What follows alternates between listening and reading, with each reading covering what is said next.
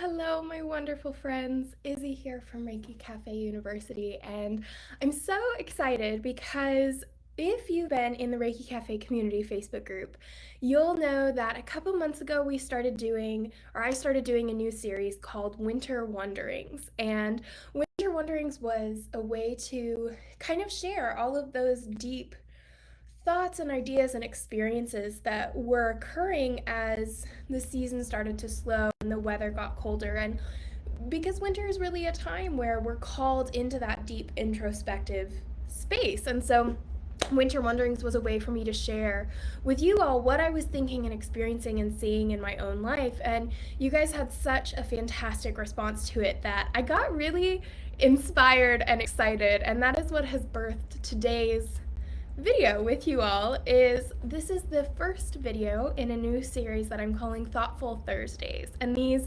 Thoughtful Thursday videos will just be quick live videos that I do with you all where you can take a deep breath, grab your coffee or your tea or your water, and just sit with me as I kind of share some of the thoughts that have come up in my own life experience or things that I'm noticing in our students or my clients, or just items and some of the intricacies and delights of the human experience that we can all share together. Because you've heard me say it before and I'll say it again, I truly do believe that we find healing in hearing other people's stories, and through that connection, through that community, through that solidarity, we can find pieces of ourselves that we'd forgotten or lost. And so what I wanted to talk about today, something that I've been noticing come up across my clients and our students and myself, is this idea of emotions. And what I've been noticing is we've had a few students who are in this space of life, in this space of their healing journey, where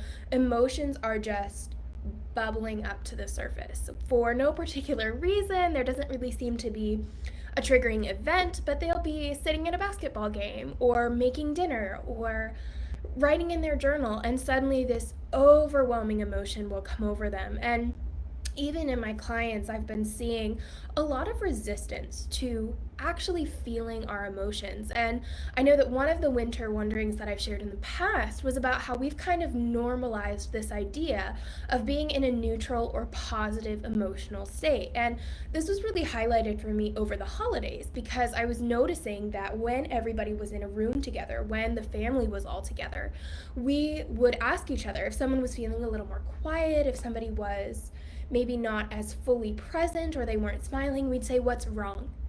As if being a little quiet, taking a moment for yourself, taking a breather, whatever it might be, was wrong, that there was something wrong about being in a less than positive state. And I was noticing how detrimental that mindset can be to our experiences as human beings, because we are naturally, just by nature of being alive and being human, we are naturally designed to have those ups and downs, those ebbs and flows, just like the tide in the ocean. And maybe that's an overused example, but it rings true for us and for our experiences. And so when we say that anything less than smiling and happy and engaged is wrong, then we put this weight on an entire half of our experience as a human being that's actually incredibly valuable, right? We learn lessons when we're in those deeper emotional states. We learn things about ourselves when we're in those lower states of mind. We experience the things that we don't want so that we know what we do.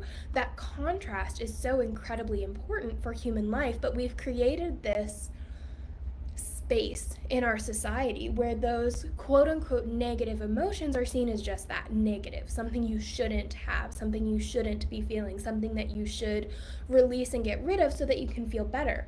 And of course, it feels better to feel better, right? But the problem is that when we've put such a weight on this lower side of the emotional scale, when we've put so much weight on saying that anything less than happy or perfect or whatever is wrong, what we've done is we've said that when you feel those emotions, you shouldn't be feeling them. Those are a no-no. And so when we try and push ourselves back to the positive side of the emotional scale, what we inevitably end up doing is shoving those emotions down. and saying, oh, I saw it, I acknowledged it, I don't need to feel it, it's gone, but it's not gone. It's just been shoved down and down and down. And eventually, what happens is that at some point in your life, whether that's a really intense event like a divorce or a relationship ending, or maybe a relationship starting, or whatever it might be, buying a house, whatever event it is in your life that kind of overwhelms your emotional capacity, all of a sudden, all of these emotional pockets that you've shoved down and down and down because they're wrong are going to float up to the surface and come out. And so this is where a lot of people will start to feel like hormonal teenagers all over again, right? Because it's like, I got incredibly angry today when somebody pulled in front of me in traffic. And yes, it was a frustrating experience, but my reaction to it was so out of proportion with the actual event. Or, I was sitting at a basketball game. This is when I've heard from one of our students, and I just started sobbing, and I don't know why. And I've been noticing that there's such a resistance, not only to the initial time that we feel the emotion, but also to the time when that emotion resurfaces for our processing and for our ability to move through it. Because sometimes when that initial emotional peak happens, we're not in a space where we can process it, right? Let's say that, using my example of being over the holidays, right? If we're with our family over the holidays and we're feeling anxious, or we're just feeling tired, or we're just not feeling our best, we can't exactly excuse ourselves and go process these emotions when there's 10, 20, 50 people in a room all celebrating this really joyous holiday. And so then we put pressure on ourselves to not only not feel that emotion, but to pretend that it's not there. And that's how that pocket gets smushed down. And that wouldn't be a problem if we allowed ourselves the time later to go back in and process and release that emotion, but we often don't. And so I've been noticing this almost resistance to letting ourselves feel any emotion that's not on the neutral or positive side of the spectrum, and realizing, both in myself, in clients and students, etc., the impact that has later on down the road when all of these pockets of emotional energy have been shoved down. And that can be from your current lifetime, that can be from a past lifetime if you follow that train of belief, etc. And so when these pockets come up, what I'm finding is that it's because we're finally in a place. If you're in this community, you've most likely dedicated yourself to the work of healing, of being your fullest, most expansive self. And in that work, we come to a place where our minds, our bodies, ourselves can feel safe enough to be able to process the things that we haven't been able to process in the past. And so when we get to this space in our healing, those emotional pockets tend to bubble up to the surface, and we're often left feeling like, I'm so incredibly emotional right now, what's wrong with me? Because again, it goes back to that idea of, are you okay? What's wrong? But there's nothing wrong. There's nothing wrong with feeling your emotions. There's nothing wrong with having emotions. What's wrong is that we've been told that we can't express them, that we can't process them, that we can't have them fully, because that's less than positive, less than helpful, less than beneficial for the people around you. But the truth of it is, if we were to allow ourselves to just feel and process our emotions in the moment, that emotional pocket wouldn't exist, and it wouldn't have to be released later on. But so many of us are carrying around these emotional pockets, and we're seeing them kind of bubble up in life once we've gotten to that space in our healing journey where it feels safe, where we've healed enough that the layer that's pushing them down, down, down has been removed. And suddenly they're all floating to the surface, and there's this moment of, what do I do with it? When I'm having this really strong emotion, when I'm noticing myself feeling a certain way, what do I do so that it doesn't get stored down, that it doesn't get shoved down, that it doesn't get stuck? And this is one of my favorite practices, because I think it gets taken for granted a lot, is this idea of, when you're having an emotion, how do you know, right? Like, if you're really angry in a situation, or you're really sad, let's say, for example, somebody's having a really tough day and they're just feeling really down, really not great, and they could tell you, I'm feeling sad today. But the question is, how do you know that you're feeling sad? What sensations in your body are telling you that you are having the emotion that we label as sadness? Because emotions are really made of two parts. There's the feeling, which is the physical sensation in your body, that physiological reaction, that energetic reaction to the situation. And then there's your thoughts that go with it. And the thought paired with the feeling is what creates an emotion. And 99% of the time when we say, I'm feeling sad, We can tell you what we're thinking. We can say, I'm sad because this happened, because this person said something to me, and I'm now thinking this about myself. But very rarely do we say, I'm feeling sad and there's a pit in my stomach, or I'm feeling sad and it feels like there's a pressure on my chest and I can't breathe. We almost discount our personal experience of the emotion in favor of saying, this thing outside of myself happened and it caused me to feel a certain way, which is the thought side of an emotion. And it's important, but it's only half, it's only one side of the coin. And the other side of that is, what's the feeling? What is in your body that is telling you, I am sad right now? Is it a pressure on your chest? Is it a tingling in your big toe? Is it a pressure at the back of your head? Whatever it is, that awareness is the first step to being able to release your emotion. Because when we're stuck in the thought side of having an emotion, we're stuck in our minds. We're stuck in this tiny little sphere of our human experience. Whereas when we start to ask ourselves, what's happening in my body? What's happening in my energy? We're bringing in those other dimensions of our human experience and opening up the doors for all of those to communicate with each other. Instead of just putting this focus on our mind and what we're thinking, we're bringing it into our energy and our body and how we're feeling. And the two together are what actually create that emotional state, but so often we're just focused on the thought.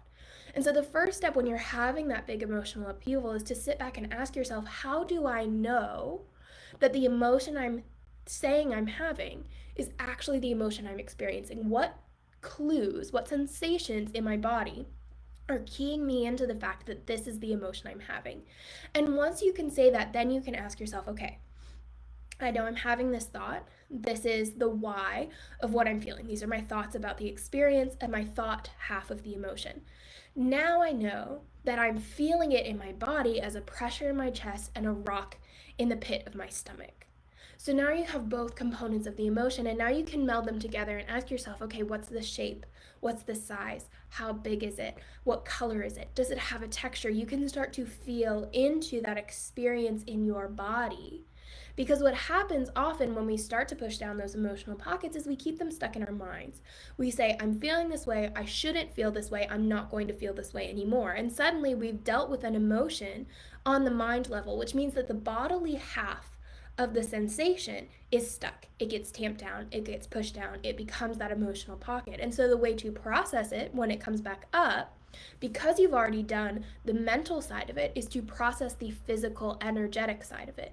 And the way to do this is to breathe, is to feel that emotion, is to let yourself sit and sink in. Find that sensation in your body. Tune into that pressure in your chest, that rock in the pit of your stomach, whatever it might be.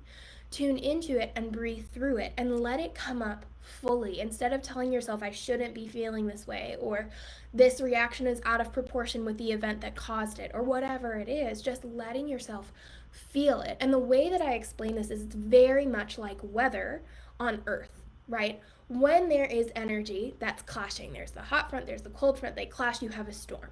You have the wind, you have the rain, you have the lightning, you have the thunder, you have all of the things that help move this energy across our landscape. And the storms are vital to the well-being of the land itself. Humans are the same way, but our storms happen as emotions. We have the breath, which is our version of wind. We have tears, which is our version of rain. We have yawning and crying and sneezing, which is our version of lightning and thunder, right? And so when we allow these emotional weather fronts to move through us, to move through and to nurture us and to water the land and to have the air blow out everything that's no longer serving us, not only do we release that emotion, but we release it from the future as well. We can never go back and feel that exact same emotional state because we've released the emotional pocket.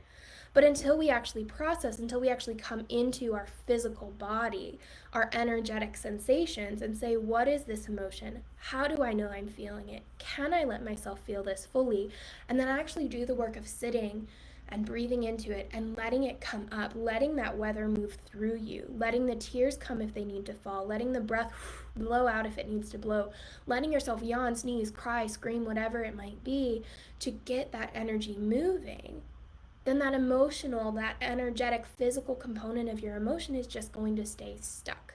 And I think that's something that I've just been noticing in my own life, is how much of an emphasis we put on the mental side of emotions, of thinking our way through this situation impacted me this way and it made me think this way, and I don't want to feel this emotion, or I've processed this emotion and now I can let it go.